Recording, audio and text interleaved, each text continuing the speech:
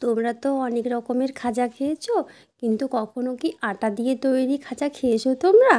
যদি না খেয়ে থাকো, এই রেসিপিটা শুধুমাত্র তোমাদের জন্য। তো আজকে আমি তোমাদেরকে দেখাবো আটা দিয়ে খাজা বানিয়ে।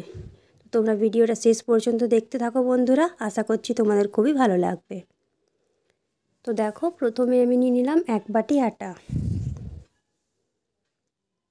এরপর দেখো, এর মধ্যে আমি অ্যাড করে দিলাম কিছুটা সাদা তেল।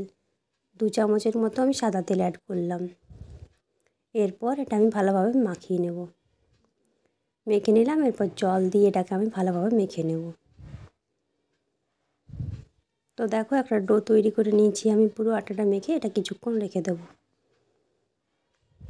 এখানে দেখো, আমি ময়দা নিয়েছিলাম 2 চামচ আর সাদা তেল নিয়েছিলাম 2 চামচ। এটাকে আমি ভালোভাবে মেখে নিচ্ছি। এরপর দেখো, আমি আটাটার থেকে ছোট ছোট ডো বানিয়ে রুটিটা বেলে নিচ্ছি। রুটি বেলার পর ময়দা আর সাদা তেল দিয়ে আমি যেটা বানিয়েছিলাম সেটা এই রুটিটার উপর দিয়ে দিলাম। এরপর সামান্য আমি আটাও দিয়ে দিলাম। এরপর দেখো, আরও একটা রুটি বানিয়ে এর মধ্যে দিয়ে দিলাম। আমি কিন্তু অনেকগুলো রুটি বানিয়ে নিয়েছিলাম ওগুলোর। একইভাবে দেখো, এভাবে সাদা তেল দিয়ে যেটা বানিয়েছিলাম সেটা দিয়ে দিলাম।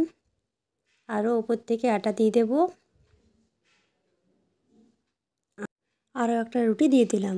তো দেখো, এভাবে আমি একটা একটা রুটি অ্যাড করতে থাকবো। তোমরা যতগুলো লেয়ার বানাতে চাইবে সেই রকমভাবে তোমরা রুটির পরিমাণটা নিয়ে থাকবে। তো দেখো, আমি দিয়ে দিয়েছি। এরপর দেখো, আমি এই রুটিগুলোকে একসাথে নিয়ে রোল করে নেব। তো এভাবে আমি রুটিটা রোল করতে থাকবো।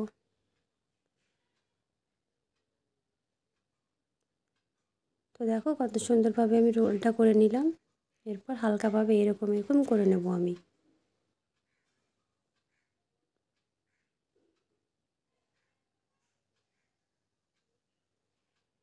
এরপর দেখো, একটা ছুরির সাহায্যে এটাকে আমি গোল গোল করে কেটে নেব।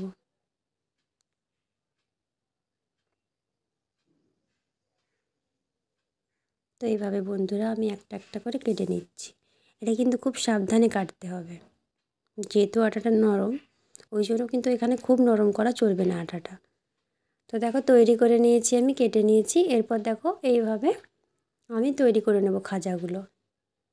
দুদিকটা চেপে এরকম খাজার আমি আকার দিয়ে নেব। তো দেখো, সবগুলো আমি তৈরি করে নিয়েছি বন্ধুরা। এরপর এগুলোকে আমি তেলে ভেজে নেব। তো দেখো, কড়াইতে দিয়ে দিয়েছি সাদা তেল। এরপর একটা একটা করে খাজাগুলো আমি তেলের মধ্যে দিয়ে দিলাম। এটা কিন্তু লো ফ্লেমে ভাজতে হবে বন্ধুরা। দেখো, উল্টে নিচ্ছি আমি, নয়তো কিন্তু পুড়ে যাবে। তো এইভাবে আমি সাবধানে উল্টে নেব।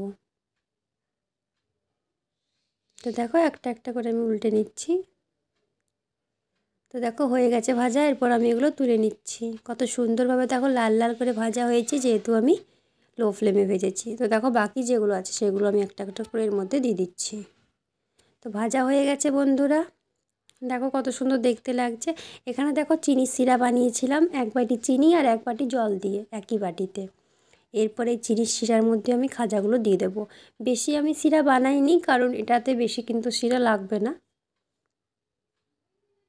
দিয়ে দিলাম, কিছুক্ষণ পর নামিয়ে নেব। তো দেখো বন্ধুরা, রস থেকে আমি কিছুক্ষণ পর তুলে নিয়েছি। দেখতে কত সুন্দর হয়েছে জিনিসটা, আর এটা খেতে কিন্তু অসাধারণ লাগে বন্ধুরা। তোমরা একবার না খেলে কিন্তু বুঝতে পারবে না।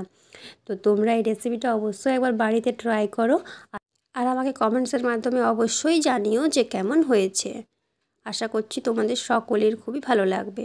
তো ভিডিওটা ভালো লাগলে অবশ্যই একটা লাইক দেবে, আর এরকম ধরনের আরও নতুন নতুন রেসিপি পাওয়ার জন্য আমার চ্যানেলটা তোমরা অবশ্যই সাবস্ক্রাইব করে রাখবে, আর পাশে থাকা বেল আইকনটা প্রেস করবে আমার ভিডিও নোটিফিকেশান সব থেকে আগে পাওয়ার জন্য। তো বন্ধুরা, তোমরা বেশি বেশি করে ভিডিওগুলো শেয়ার করো।